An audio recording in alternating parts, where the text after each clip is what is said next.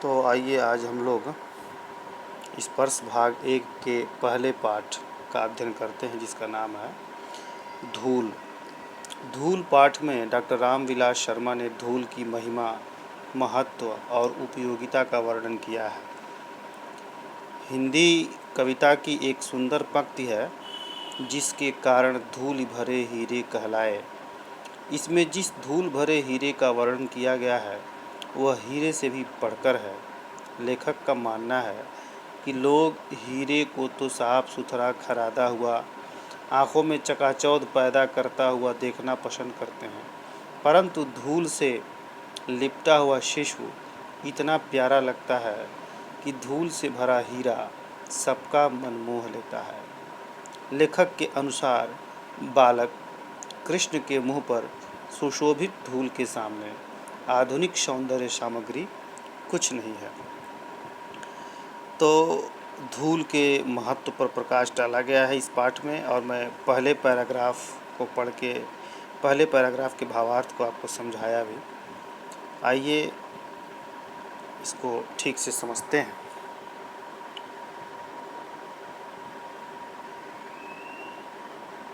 हिंदी कविता की सबसे सुंदर पंक्तियों में से एक वह है, जिसके कारण धूल भरे हीरे कहलाए। हीरे के प्रेमी तो शायद उसे साफ सुथरा खरादा हुआ, आँखों में चकाचौंध पैदा करता हुआ देखना पसंद करेंगे, परंतु हीरे से भी कीमती जिस नयन तारे का जिक्र इस पंक्ति में किया गया है वह धूल भरा ही अच्छा लगता है।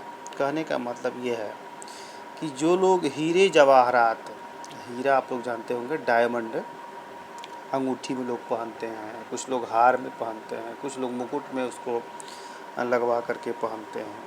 तो जो हीरे के पारखी हैं या जो हीरे को पसंद करते हैं वो यही चाहेंगे कि साफ़ सुथरा खरादा हुआ हीरा ही उन्हें मिले, क्योंकि साफ़ सुथरा खरादा हुआ हीरा ही उनकी आंखों में आकर्षण पैदा करेगा।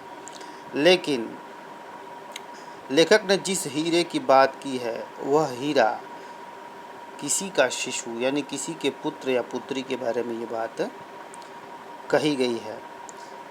आपने देखा होगा कि छोटे बच्चे जब धूल में खेलते हैं और उनके सारे शरीर से धूल लिपट जाती है तो उनकी माताएं उनको क्या कह करके बुलाती हैं कि देखो मेरा कान्हा है ये। मतलब कृष्ण जी धूल में खेलते थे तो माँ यशोदा जी उन्हें बड़े प्यार से कान्हा कह के बुलाती थी।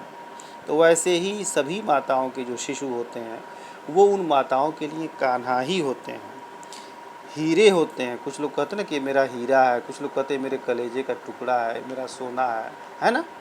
तरह तरह की उपाधियाँ लोग अपने बच्चों को देते हैं। तो यहाँ लोग अपने बच्चे को हीरा कहते हैं। और यह हीरा कैसा हीरा? खरादा हुआ हीरा नहीं, धूल में जो बच्चा खेलता है, जिसके शरीर में धूल लिपटा हुआ है, वह हीरा। और इस बिना धूल के उस हीरे की कोई कल्पना नहीं हो सकती। यानी जो बच्चा कभी धूल मिट्टी में न खेला हो तो उसके सहज सौंदर्य की कोई कल्पना ही नहीं की जा सकती। तो लेखक उसी के बारे में बता रहे हैं, है ना। कहते हैं कि धूल भरा ही वो अच्छा लगता है, जिसका बचपन गांव के गलियारे की धूल में बीता हो वह इस धूल के बिना किसी शिशु की कल्पना कर ही नहीं सकता। सही बात है भाई, जो गांव में रहा हो, गांव के गलियों में खेला हो, वह भला बिना इस धूल के सौंदर्य की कल्पना कैसे। गलियारा समझते ही होंगे आप लोग, गली जैसा रास्ता, गली की तरह का जो लंबा रास्ता होता है ना, उसी को गलियारा कहा जाता है ना। फूल के ऊपर जो रेणु उसका श्रृंगार बनती है वही धूल शिशु के मुंह पर उसके सहज पार्थिवता को निखार देती है। पार्थिवता, पार्थिव शब्द जो है वो पृथ्वी से बना हुआ है, यानी पृथ्वी से उत्पन्न। यानी जैसे धूल के कण फूल के ऊपर पड़े रहते हैं और जब उस पर सुबह के प्रकाश की किरण पड़ती है तो वे फूल चमकने लगते हैं, वैसे ही धूल के कण जब बच्चे के चेहरे पर पड़े होते हैं तो वह उसके उस सौंदर्य को, जो उसकी भौमिक सौंदर्य है, जो उसका सहज सौंदर्य है, उसको निखार देते हैं। अभिजात वर्ग में प्रसाधन सामग्री में बड़े बड़े आविष्कार किए। प्रसाधन सामग्री आप जानते ही होंगे, प्रसाधन सामग्री कहा जाता है श्रृंगार के सामग्री को, है ना, जो श्रृंगार की सामग्री होती है उसी को प्रसाधन सामग्री कहा जाता है।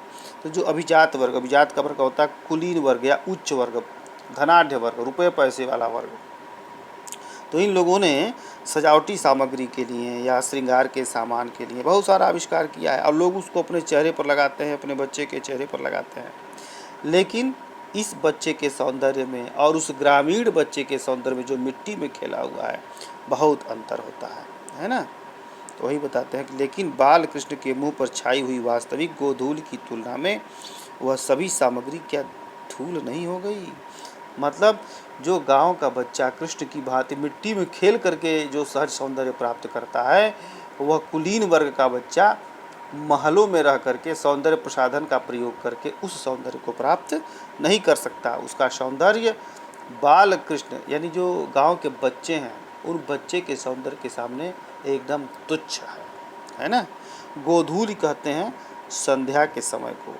यहाँ गोधूली गाय के खुरों से, जब गायें जंगल से चर करके लौटती थी और उनके खुर से जो धूल उड़ती थी, उस तरह का माहौल स्थापित हो जाता है समय में, सायंकाल के समय। इसीलिए उसको गोधूली का वेला कहा जाता है या सायंकाल का वेला कहा जाता है।